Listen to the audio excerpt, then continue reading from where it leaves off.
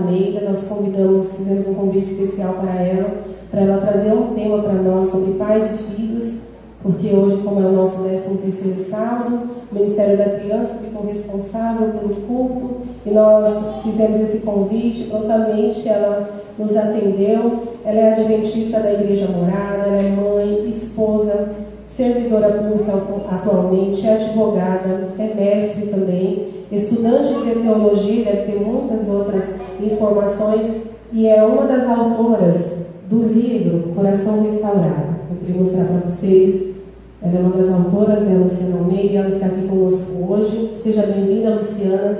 Que Deus te abençoe, que Deus esteja com você e que Ele fale aos nossos corações através de você.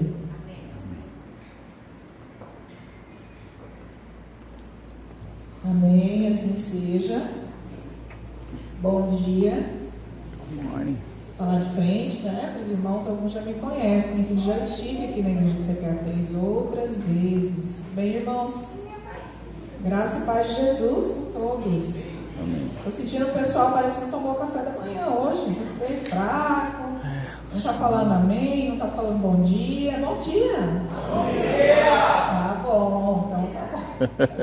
A igreja do CPA3 não está forte, então. Queridos irmãos, então a Deise me deu a incumbência, né, de a gente falar um pouquinho aqui sobre criação de pais, em relação aos seus filhos, mas nós também estamos em meio à campanha Quebrando o Silêncio. Sábado passado eu estive na igreja da São Sebastião, bairro São Sebastião, em Chapada dos Guimarães. E antes disso estive com as irmãs, as mulheres ali da igreja do CPA1, falando um pouquinho sobre autoestima também. Passamos uma tarde de sábado falando sobre autoestima. Temos muita coisa para falar. Porém, vou deixar para falar um pouquinho mais para frente. Eu tenho sempre o costume de orar a Deus e pedir que Deus nos oriente qual será a mensagem que Deus tem para a igreja, quando eu vou até a igreja. O Senhor, através do Espírito Santo, eu acredito que Ele confirmou, através de 2 textos bíblicos que eles se interligam, qual seria a mensagem aqui para a igreja do CPA 3.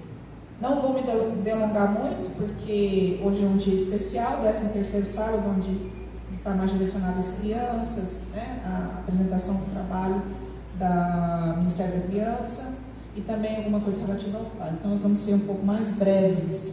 Vamos abrir então a nossa Bíblia em Isaías capítulo 43, que nós vamos falar dos 2 textos bíblicos que o Senhor me trouxe para trazer aqui para vocês. Eu acredito que o Espírito de Deus é melhor para a gente trazer aqui para vocês.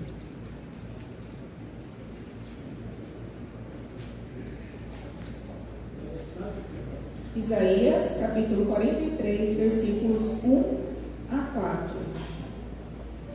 Eu tenho o costume, irmãos, de ter várias Bíblias na minha casa. Eu estou estudando teologia, estou estudando psicologia, estou estudando sobre a internet, sobre criação dos pais, questões relacionadas a adolescentes. Então eu pesquiso bastante.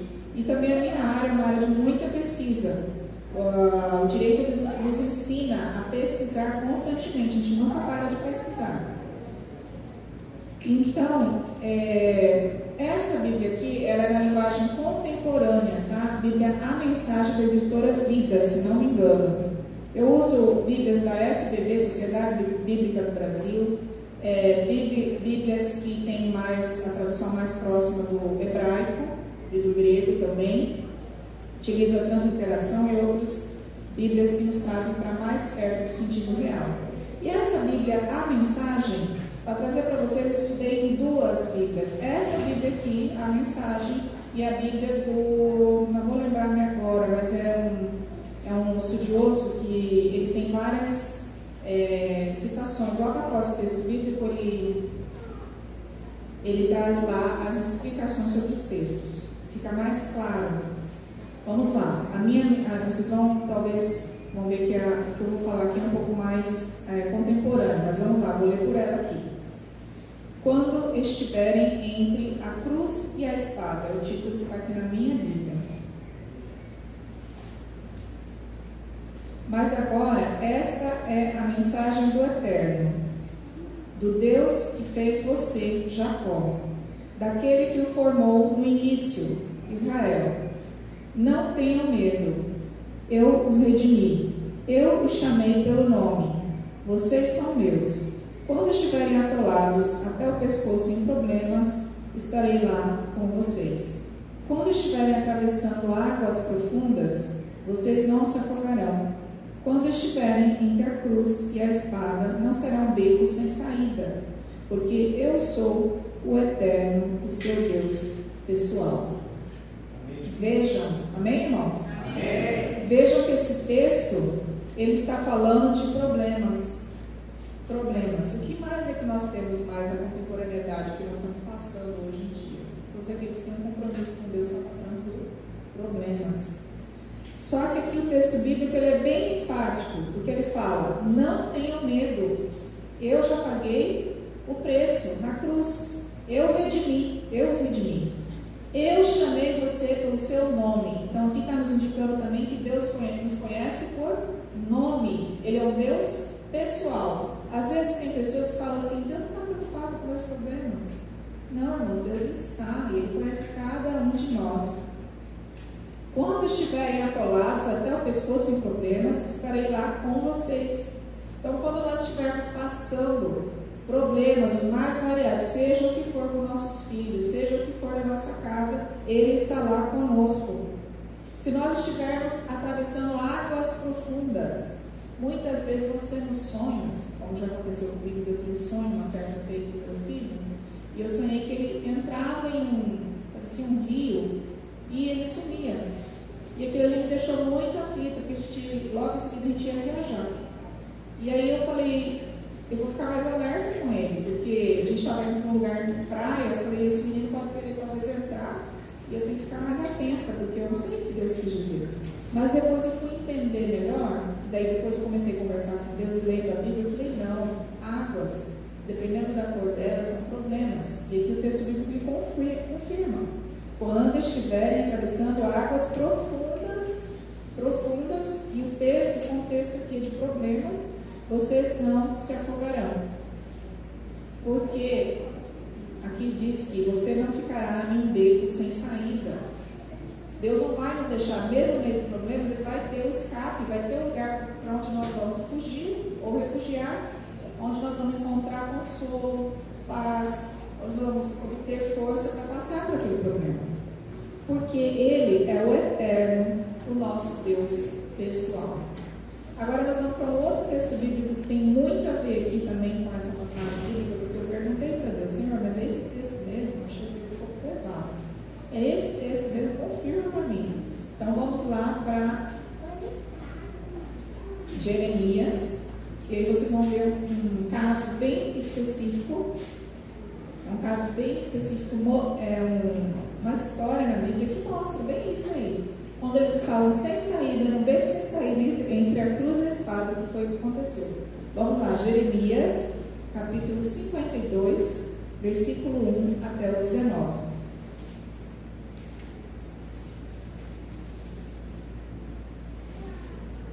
Vamos lá, irmãos?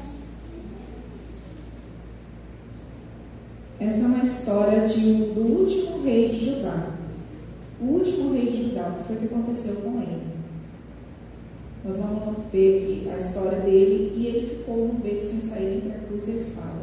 Só que havia um povo que entendeu o que era para ser feito, e outro que não entendeu o que era para ser feito. Este que entendeu o que era para ser feito, ele se livrou. Ele não morreu e ele conseguiu escapar da destruição, da desolação que houve. E Zedequias, que era o rei que descumpriu as ordens de Nabucodonosor, ele tinha feito um acordo com Nabucodonosor, e ele quebrou o acordo, e ele tinha que se manter submisso à Babilônia. Ele não cumpriu o que foi acordado, então veio o juízo de Deus sobre ele. Então vamos ver esse texto aqui, o que diz? A história aqui, vocês vão entender bem o que foi que a gente conversou ali. A destruição de Jerusalém e o exílio de Judá. Zedequias, ele tinha 21 anos de idade quando começou a reinar em Judá. Foi rei de Jerusalém durante 11 anos. O nome de sua mãe era Amotal, filha de Jeremias. Sua cidade natal era Libna. Com relação ao Eterno, Zedequias foi apenas mais um rei mau, igual a Jeoaquim. A origem da destruição que veio sobre Jerusalém e Judá foi a ira do Eterno. Então, olha só, aqui está confirmando que veio juízo sobre Judá, porque houve um descumprimento. Alguns profetas da antiguidade, eles vinham com a mensagem de que os israelitas ou o povo judeu, eles tinham que estar sob a submissão de um rei, de um reinado. Assim foi com a Síria, assim foi com a Pérsia, assim foi com a Babilônia. Mas tinha alguns outros profetas que muitas vezes vinham dar profecias que falavam, não precisa se submeter a este reinado. Mas neste caso específico, eles tinham que estar submissos por conta de pecados que eles já tinham, de problemas que já existiam, eles tinham que estar submissos ao rei Nabucodonosor. E aí lá no versículo 4, olha só, versículo 3, né? A origem da destruição veio sobre Jerusalém e Judá, foi a ira do Eterno, está confirmando aqui que Deus se irou contra eles. O Eterno virou as costas para eles como um ato de juízo. Irmãos, não tem coisa pior que isso. Porque enfrentar problemas, porque nós pecamos como consequência dos pecados é uma coisa. Agora, enfrentar problemas porque Deus se irou, Deus retirou a compaixão, é muito pior. Zedequias rebelou-se contra o rei da Babilônia aqui. Por que Deus cirou, o Eterno cirou com o rei. E Nabucodonosor veio contra Jerusalém com um exército inteiro. Está lá nos versículos 4 e 5, 3, 4 e 5, tá? No capítulo 52 de Jeremias. Ele chegou no 10º mês do 9º ano do reinado de Zedequias. Era o 10º mês do 9º ano do reinado de Zedequias. Zedequias me parece que reinou lá 11 anos. Isso aconteceu no 9º ano. Vocês vão ver quanto tempo eles ficaram com o cerco de Nabucodonosor ao redor de Jerusalém. A cidade ficou sitiada durante 19 meses. Um ano e mais um pouco essa cidade ficou sitiada. O que é sitiada? A Bíblia de vocês aí, algumas vão falar trincheiras, né? Cercada, né? Está vendo que o Paulo Melo, que é policial, ele sabe bem o que é entrincheirado, cercado, sitiado. E aí, ela ficou sitiada durante 19 meses, até o 11º ano do reinado de Zedequias. Então, esse cerco começou no 9º ano do reinado de Zedequias e foi até o 11º ano do reinado de Zedequias. 19 meses ficou cercada. No 4º mês do 11º ano de Zedequias, no 11º ano do reinado de Zedequias, no dia 9 do mês, olha só o que aconteceu. Por quê? Porque esse rei ele não se arrependeu, ele não retrocedeu. Era simples. O que ele precisava fazer? Se arrepender, voltar a ser submisso à Babilônia, a Nabucodonosor. E ele não fez isso, não retrocedeu, continuou com a cerviz endurecida. E às vezes, irmãos, nós temos muitos problemas na vida, por quê? Cerviz endurecida. Coisas que Deus nos mostra, não é assim, não faça assim, que nós não retrocedemos. E a fome neste 11º ano, no dia 9 do mês, era tão terrível que não havia uma só migalha de pão para o povo comer. Isso aí está nos versículos 6 a 8, tá? Podem acompanhar pela Bíblia de vocês, vai ser outra tradução, mas vai contar a mesma história. E então os babilônicos abriram brechas na muralha e entraram na cidade. Na escuridão da noite, o exército judeu fugiu por uma abertura na muralha, pela porta que ficava entre as duas muralhas acima do jardim real. Lembro todo o contexto dessa história na versão da Bíblia, que ela é uma linguagem mais, vamos dizer, uma linguagem que ela não é tão contemporânea. Ela nos explica ali que essas muralhas, aqueles tempos antigos, eram muralhas muito fortes, a medida era côvados, então tinha muralhas de 22 metros e a altura 90 metros. As muralhas de Babilônia, né, vamos pegar por exemplo as muralhas da Babilônia, que eram assim, eram 22 metros de espessura por 90 de altura. Nós não sabemos qual era aqui a espessura das muralhas de Jerusalém, mas com certeza seriam muralhas também bem regimentadas. E aí o que aconteceu? Durante a noite, os babilônicos abriram brechas, já deviam estar abrindo há um bom tempo brechas, e entraram pela porta que ficava entre as muralhas acima do jardim. Eles escaparam por entre as fileiras, o povo judeu escapou por entre as fileiras dos babilônicos que cercavam a cidade, dirigindo-se para o Jordão pelo caminho do vale de Arabá. Mas os babilônicos os perseguiram e os alcançaram na planície de Jericó. Mas a essa altura o exército de Zedequias havia desertado. Então o que aconteceu? O povo conseguiu fugir. Era noite, então a coisa ficava mais confusa, eles conseguiram fugir. Mas ainda assim o exército babilônico foi atrás deles, porque o rei fugiu também. E eles foram atrás, esse exército com o rei fugiram e os babilônicos foram atrás. Vamos ver o que vai acontecer. E chegando mais próximo ao Rio Jordão, o exército desertou. O que é? Desistiu, falou, não, começou já a entregar os pontos, né? Os babilônicos capturaram Zedequias, porque eles se entregaram, o exército se entregou, e o levaram ao rei da Babilônia. E este, o rei da Babilônia, que era Nabucodonosor, julgou e deu sentença Ele falou, você descumpriu o acordo, eu tive que sitiar a sua cidade, olha por quanto tempo, Jerusalém, 1 ano e meio sitiando a sua cidade, ou mais, 19 meses, né? E agora você vem até aqui, sua pena vai ser agora, sumária, sua pena é já, agora. E aí deu a pena. E a pena qual foi? Uma pena muito triste, irmãos. Os filhos de Zedequias foram degolados na frente dele. Os filhos dele foram mortos na frente dele. E depois disso, os olhos dele foram retirados. E após acontecer isso, ele foi jogado na prisão de cima. E depois disso, ele veio morrer ali naquela prisão. Ficou lá o tempo que foi e acabou morrendo ali. Então vejam o que aconteceu com este rei, que foi considerado um rei que não seguiu as ordens de Deus, não só porque Deus, irmãos, ele é longânimo, ele é misericordioso. Esse rei foi considerado um dos reis que foi ruim, foi mau, ele pecou, ele fez muita coisa ruim. E Deus, na longanimidade dele, ainda falou: para você sobreviver, você tem que se submeter ao rei de Babilônia.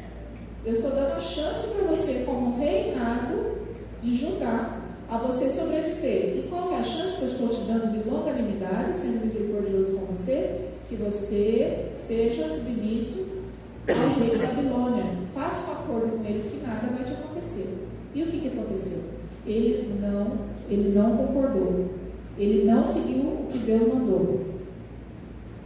No 19º ano de Nabucodonosor, como rei de Babilônia, isso aí está lá no versículo 12 e 16 do capítulo 52. No 19º ano, Nabucodonosor era um rei mais antigo do que Zedequias. Ele já estava quase 20 anos reinando. E no 19º ano, no dia 7 do 5º mês, Neburazadã, ele era o representante de Babilônia, o principal representante, chegou a Jerusalém. Ele queimou e arrasou o templo de Deus. Vocês vejam, tudo, Deus, Ele está olhando tudo, Ele está cuidando de tudo. Não precisamos ficar nervosos, não precisamos ficar ansiosos. Para nós, seres humanos, é muito difícil, porque nós estamos constantemente ansiosos, preocupados com os problemas, mas nós temos que confiar que Deus está observando, porque ao mesmo tempo aqui que Deus permitiu que este representante de Babilônia entrasse em Jerusalém e arrasasse com o templo dele, o templo de Deus, lá na frente nós sabemos disso, vocês sabem da história, que Nabucodonosor, ele foi pastor, como os animais do campo, foi tirado da convivência dos homens, virou como se fosse um animal, perdeu a razão, não sabia quem ele era. Então Deus estava permitindo vir o juízo sobre os judeus, mas ao mesmo tempo lá na frente Nabucodonosor ele ia pagar por tudo isso que estava fazendo aqui. Então, quem que é o soberano? De quem que é a soberania da história? Deus. A soberania na história é de Deus. Ele sabe de tudo. Não precisamos ficar ansiosos, preocupados. Temos que confiar que Deus domina e Deus cuida de tudo, mesmo quando as circunstâncias elas parecem não ser, e nós, meu Deus, está acontecendo isso, está acontecendo aquilo, como vai ser, como que eu vou fazer? Deus, você não está aqui, está acontecendo tanta coisa ruim, o Senhor está aqui, o Senhor está presente. Então fala que este representante de Babilônia, ele entrou, queimou e arrasou o templo de Deus em Jerusalém. Depois ele foi para o Palácio Real e acabou com a cidade inteira de Jerusalém. Essa foi uma das muitas vezes. Jerusalém, ela foi várias vezes, ela foi destruída e reconstruída. Ele queimou tudo, vejam, ele queimou tudo, esse representante de Nabucodonosor de Babilônia. Ele queimou tudo e pôs as tropas que estavam com ele para derrubar as muralhas da cidade. Vejam, gente, derrubar as muralhas imensas foram derrubadas. Finalmente reuniu todos os sobreviventes da cidade, incluindo os que haviam desertado, os que desertaram, eles foram viver em Babilônia como servos do rei de Babilônia. Foram levados para o exílio, os exilados. E lá em Jerusalém foram deixados apenas os mais pobres. A Bíblia diz aqui, os versículos 15 até o 19. Foram deixados em Jerusalém os pobres agricultores para que cuidassem das vinhas e do que havia sobrado nos campos. Os babilônicos quebraram as colunas de bronze, os suportes e o grande tanque de bronze do templo do Eterno. Fizeram muito mais, eles arrasaram com Jerusalém, com o templo do Eterno, do templo de Deus. Então vejam só, quem foi que se salvou no final das contas? Aqui está bem claro, quem desertou, ou seja, quem aceitou estar sob a submissão do rei Babilônia, quem desertou, e os pobres foram deixados lá, as pessoas sem condições mais simples, porque essas pessoas cuidariam do que tinha ali porque era um avanço de um reino sobre outro reino, e a conquista era territorial, e aí o que sobrou tinha que ser cuidado, que era comida, que eram as vinhas, né, que o povo judeu vivia de plantar uva, plantar vinha, e eles ficaram ali para cuidar, os pobres agricultores, para cuidar das vinhas e do que havia sobrado de plantação no campo. Então vejam que este texto que nós lemos aqui, Isaías 43, ele está assim muito, como se diz, ele está assim em concordância com a história. Está em concordância, por quê? Aqui diz que Deus nunca mais vai nos deixar num beco sem saída. Apesar dos problemas, Ele nunca vai nos deixar num beco sem saída. Ele nunca vai nos deixar entre a cruz e a espada sem um lugar para uma brecha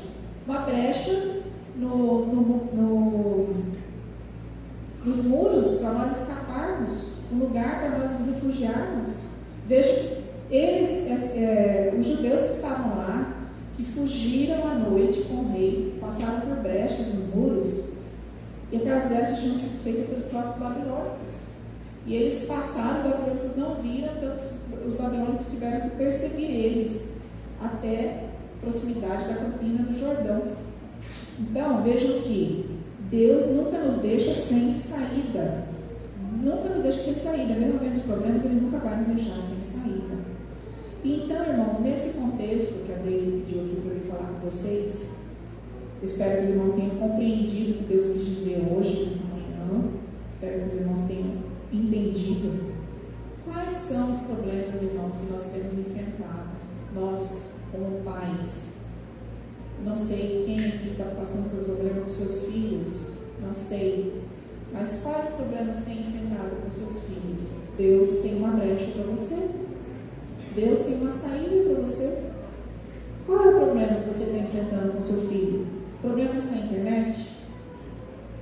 Problemas com as mães que são mães solteiras? Problemas com a ausência do pai em casa? Abandono do pai? Divórcio? Qual é o problema que vocês têm enfrentado? Problemas com más amizades? Seus filhos estão com más amizades? Pessoas, adolescentes, os adolescentes querem sempre andar com outros adolescentes que cometem infrações, cometem crimes. O que está acontecendo? Seus filhos não querem se desvincular dessas más companhias? Qual é o problema que você está enfrentando? Ou alguém da sua família está enfrentando? Problemas com os estudos? Seu filho não quer estudar? Seu filho não quer te ouvir? Não quer receber seus conselhos? Para ir para a escola, para estudar, para trabalhar, para ser alguém digno, que ganha o seu pão dignamente? Qual é o problema que você vem passando com seu filho? Problemas com vícios? Seus filhos, algum de vocês, ou a família de vocês, está passando por algum problema desse tipo, de ter um filho envolvido com drogas? Problemas com abuso? Aconteceu, vocês vêm passando por algum problema de abuso na família? Temos tantos tipos de abuso, né? Abuso moral, abuso patrimonial, abuso psicológico, abuso sexual. A nossa campanha, eu vou falar um pouquinho agora aqui do Quebrando o Silêncio, que era vem falando aqui das crianças, quanto elas têm que ser protegidas. Quantos leram a revista? Levanta a mão para eu ver aqui. Quem leu o material? Levanta a mão, de verdade. Nossa, irmãos, muito pouco. Muito pouco. Eu li essa revista inteirinha. Vamos abrir o material. Tem esse material aqui na igreja, Deise? Tem? Tem. Pessoal, primeira coisa, eu levei lá para o meu serviço, distribuí lá umas 20 revistas. E no sábado, lá na Chapada dos Guimarães, também distribuímos as revistas para quem todos estavam lá. Devia ter umas 20 e poucas 30 pessoas lá. Esse material é riquíssimo. Claro, são para casos, vamos dizer, casos assim, bem extremos, né? De violência sexual. Mas aqui ele está ensinando como evitar, a prevenção, como identificar, como prevenir. Porque hoje, irmãos, isso tem que ser muito debatido. Essa questão da prevenção do abuso sexual, ela tem que ser discutida, debatida pela sociedade. E nós, como igreja, nós somos uma associação também. Associação de cristãos. Precisamos saber como identificar, como prevenir, como agir nos casos em que acontece, que vem aqui para o relato da igreja, ou nós que temos o coração restaurado lá no Morada também, vem para nós relatos. Esse Ministério Coração Restaurados, ele existe desde 2015, e não são todos os relatos. Nós recebemos muitos relatos de várias coisas, problemas mais variados, e vem também algumas vezes para nós relatos sobre questões de abuso dentro de famílias. Tá? O contexto aqui da revista, ele fala que deve ser observado até mesmo dentro do ambiente religioso. Essa revista aqui era da Casa Comunicadora Brasileira, que era da finalidade educacional, de educar, informar, onde procurar ajuda, auxílio. Aqui tem os canais de ajuda, de auxílio, tá? Então, eles falam aqui, perigo dentro de casa, como identificar se está acontecendo dentro de casa, padrastos, né? Pais. Eu, na minha atuação como advogada, recebi e atuei em processos judiciais em que casos de abuso. Trabalhamos também, Paulo e a Deise também trabalharam, e outros aqui da igreja trabalharam ali na Casa de Retaguarda, Paulo Bravo, por 2 anos, onde as meninas eram vítimas, né, também, lá, casos extremos, foram retiradas do convívio familiar, da poder familiar, tá? Então, temos aqui, como proteger as crianças dos familiares abusadores, está aqui. Violação do sagrado. O abuso sexual infantil também acontece no ambiente religioso. O alerta para nós, líderes, né, da igreja, estarmos atentos. E o apoio familiar. O que fazer ao descobrir que os filhos foram abusados sexualmente? Vida restaurada. É possível superar as marcas deixadas pelo abuso sexual infantil? Espiritualidade. Imagem distorcida. Por quê? Irmãos, uma vez que acontece, para essa pessoa se recuperar, para essa criança, esse adolescente se recuperar, pode nunca mais se recuperar. Ele pode nunca mais. Essa criança pode não mais se recuperar. E ficam marcas que não se fecham na vida dessa criança. E a espiritualidade também dessa criança fica distorcida. O que ela acha de Deus também vai ficar distorcido, e vai precisar haver restauração. A restauração. Deus vai ter que pegar o coração, tirar para fora e remodelar, reconstruir. Quando a gente fala de reconstruir, remodelar o coração, a gente está falando também da mente. Porque na Bíblia o sentido de coração também nos remete à mente. Tá, irmãos? Então, qual é o poder que está ao nosso alcance para que nós possamos enxergar as coisas com mais clareza, possamos prevenir, possamos sair dos problemas? Qual é o alcance? Qual é o poder que está ao nosso alcance de tudo isso? É o poder do Espírito Santo de Deus. O Espírito Santo de Deus desde o Éden, Ele está lá, nos orientando, sendo nosso consolador, nos ajudando a resolver os problemas, as perplexidades. Este livro, a cura que ele traz aqui, a restauração, é através da orientação da Bíblia e do Espírito Santo de Deus. Isso não quer dizer, irmãos, que não vai precisar ir para a terapia, que não vai precisar ir para o psiquiatra.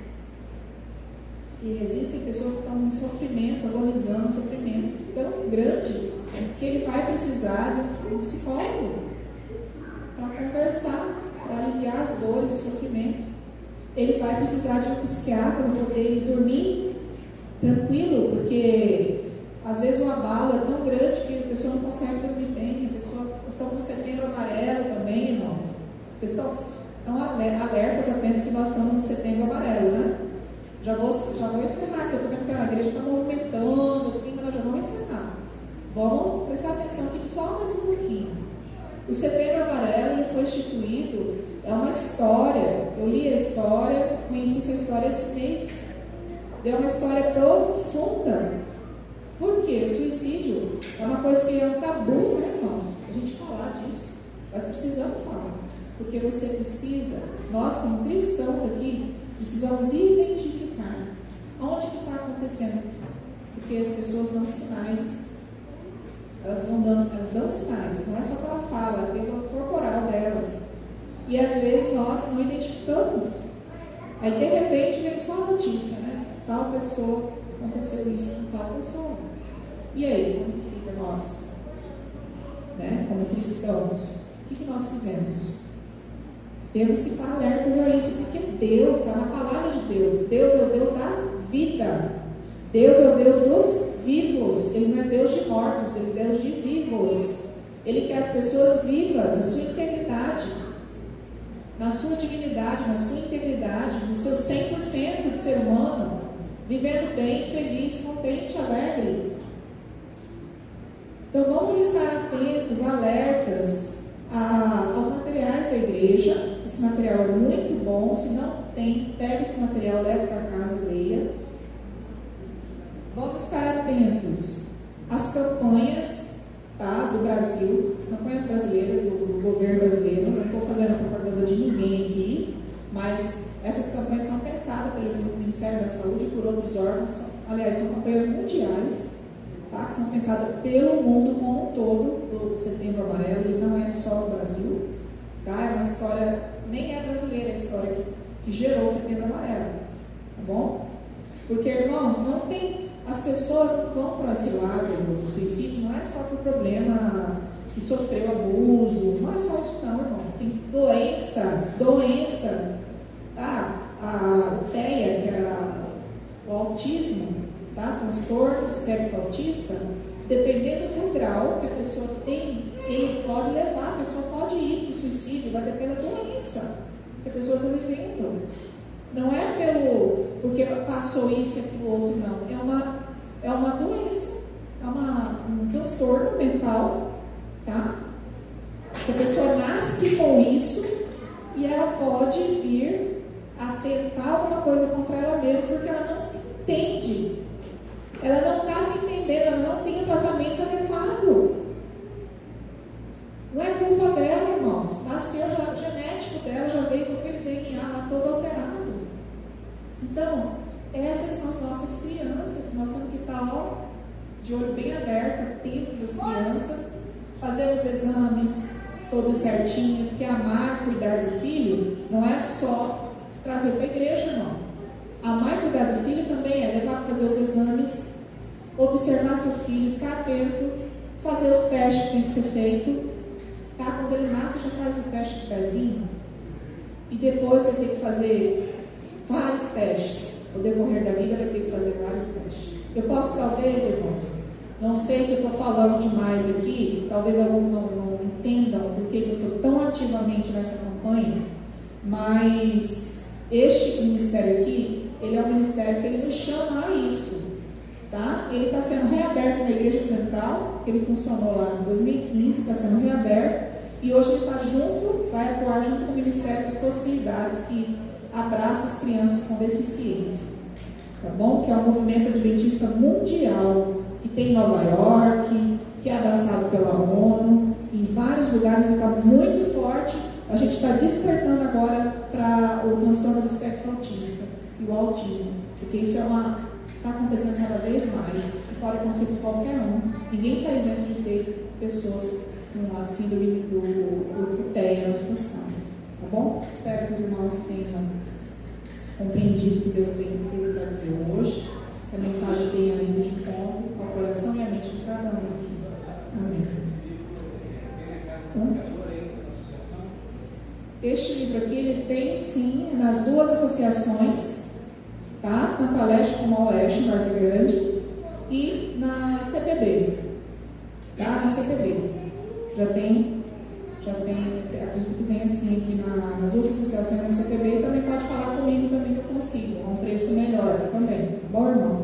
Então fica aqui a minha mensagem, meu desejo e minha oração para essa igreja hoje. Amém.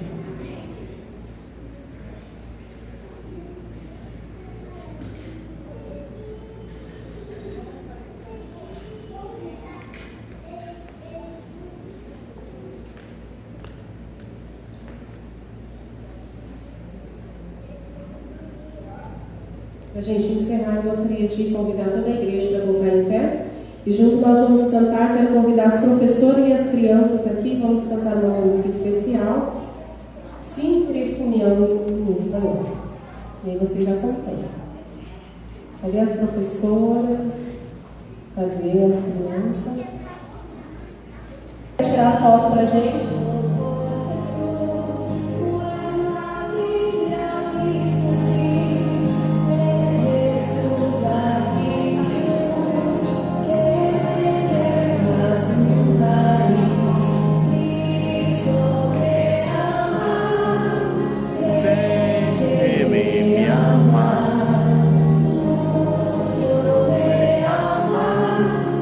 Bible so me sing.